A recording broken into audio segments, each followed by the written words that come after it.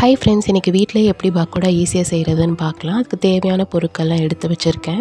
இப்போது ஒரு பாத்திரத்தில் அரிசி மாவு 1 கரண்டி சேர்த்துருக்கேன். அடுத்ததாக கடலை மாவு 2 கரண்டி சேர்த்துக்கோங்க, கரெக்டாக இருக்கும். மஞ்சத்தூள் கொஞ்சம் சேர்த்துக்கிறேன், பெருங்காயத்தூள் கொஞ்சம் சேர்த்துக்கிறேன். அடுத்ததாக உப்பு தேவையான அளவு சேர்த்துக்கோங்க. சேர்த்துட்டு இப்போ நம்ம எடுத்து வச்சுருந்த பொருட்கள்லாம் சேர்த்துக்கலாம். சின்ன வெங்காயம், பச்சை மிளகாய், இஞ்சி, பூண்டு, சோம்பு, கருவேப்பிலை, கொத்தமல்லிலாம் சேர்த்துருக்கேன்.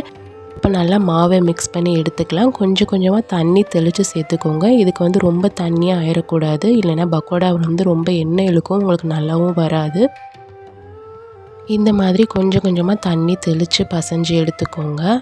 சப்பாத்தி மாவு மாதிரிலாம் பசைஞ்சிக்கக்கூடாது. இப்போ கொஞ்சமாக கடலை எண்ணெய் சேர்த்து நான் மிக்ஸ் பண்ணி எடுத்துக்க போகிறேன். மாவு நல்லா பூ மாதிரி கொஞ்சம் உதிரி உதிரியாக தான் இருக்கணும். நம்ம எண்ணெயில் போடுறப்ப கொஞ்சம் பிடிச்சி போட்டுக்கிற மாதிரி தான் இருக்கணும்.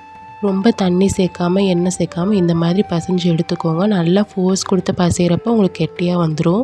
எண்ணெயில் போடுறப்ப மாவு இந்த மாதிரி கையில் நல்லா பிடிச்சிட்டு போட்டுக்கோங்க. மற்ற நேரம் அது உதிரியாக இருக்கணும் பார்க்குறதுக்கு. அப்போ தான் உங்களுக்கு சாஃப்டாக இருக்கும், டேஸ்ட்டும் நல்லாயிருக்கும். இப்போ எண்ணெய் காஞ்சிருச்சான்னு பார்த்துட்டு நம்ம பக்கோடா ஒன்று ஒன்றா போட்டு எடுத்துடலாம். இப்போ எண்ணெய் நல்லா காஞ்சிருச்சு. மாவு என்ன பக்குவத்தில் இருக்குதுன்னு பார்த்துக்கோங்க. இந்த மாதிரி நீங்கள் எண்ணெயில் போடுறப்ப பிடிச்சி போட்டுக்கோங்க. மாவு உதிரியாக இருக்க மாதிரி தான் இருக்கும். இந்த பக்குவத்தில் இருந்தால் தான் உங்களுக்கு பக்கோடா நல்லா டேஸ்ட்டாக வரும். இந்த மாதிரி ஒவ்வொரு பக்கோடா பிடிச்சி நம்ம எண்ணெயில் சேர்த்துக்கலாம். ஸோ மாவு அளவு இன்றைக்கி நான் கரண்டியில் தான் காட்டியிருக்கேன். நீங்கள் கப்பில் எடுக்கிறீங்கன்னா 1 கப்பு அரிசி மாவுக்கு 2.5 கப்பு கடலை மாவு எடுத்துக்கோங்க. மற்ற பொருட்கள்லாம் நான் சேர்த்த மாதிரியே சேர்த்துக்கோங்க. சின்ன வெங்காயம் சேர்த்திங்கன்னா தான் பக்கோடா நல்லா டேஸ்ட்டாக இருக்கும். சின்ன வெங்காயம் சேர்க்க முடியலன்னா பெரிய வெங்காயம் கொஞ்சம் தாராளமாக போட்டு சேர்த்து எடுத்துக்கோங்க, நல்லாயிருக்கும். இப்போ இந்த மாதிரி பக்கோடாவை எண்ணெயில் கொஞ்சம் கொஞ்சமாக திருப்பி விட்டு வேக வச்சு எடுத்துக்கலாம். இப்போ நல்லா வெந்து வந்துருச்சு, நான் எடுத்துக்க போகிறேன். ஒரு பிளேட்டில் மாற்றி எடுத்து வச்சுக்கிறேன். இதே பக்குவத்தில் நீங்கள் செஞ்சிங்கன்னா பக்கோடா அவ்வளோவா எண்ணெய் குடிக்காது, டேஸ்ட்டு நல்லாயிருக்கும். இப்போ மிச்சம் இருக்கிற மாவில் அடுத்த பேட்ச் பக்கோடா போட்டு எடுத்துக்கலாம்.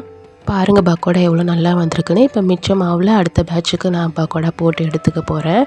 இப்போ எல்லா மாவையும் சேர்த்தாச்சு. ஒரு சைடு வெந்ததுக்கப்புறம் இந்த மாதிரி கொஞ்சம் கொஞ்சமாக திருப்பி விட்டுக்கோங்க. 2 சைடும் நல்லா ஈக்குவலாக வேக வச்சு எடுத்துக்கோங்க.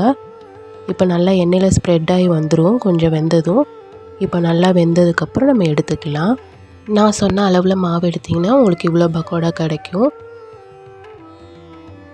பாருங்கள் பக்கோடா எவ்வளோ நல்லா வந்திருக்குன்னு. வெளியில் கிறிஸ்பியாக உள்ள சாஃப்டாக இருக்கும். இப்போ இந்த மழை நேரத்துக்கு இந்த மாதிரி பக்கோடா வீட்டிலேயே செஞ்சு சாப்பிடுங்க. கார்த்திகை தீபம் வேறு வருது. அந்த ஃபங்க்ஷனுக்கு இந்த மாதிரி ஈஸியாக பக்கோடா வீட்டிலேயே செஞ்சிடலாம். உங்களுக்கு பார்த்தாலே தெரியும், நல்லா சின்ன வெங்காயம்லாம் சேர்த்ததுனால நல்லா டேஸ்ட்டாக இருக்கும். உங்களுக்கு பச்சை மிளகா போட வேண்டாம்னா அவாய்ட் பண்ணிட்டு கொஞ்சமாக மிளகாத்தூள் சேர்த்துக்கோங்க. ட்ரை பண்ணி பார்த்துட்டு எப்படி இருந்துச்சுன்னு கமெண்ட்ஸில் சொல்லுங்கள். தேங்க்யூ.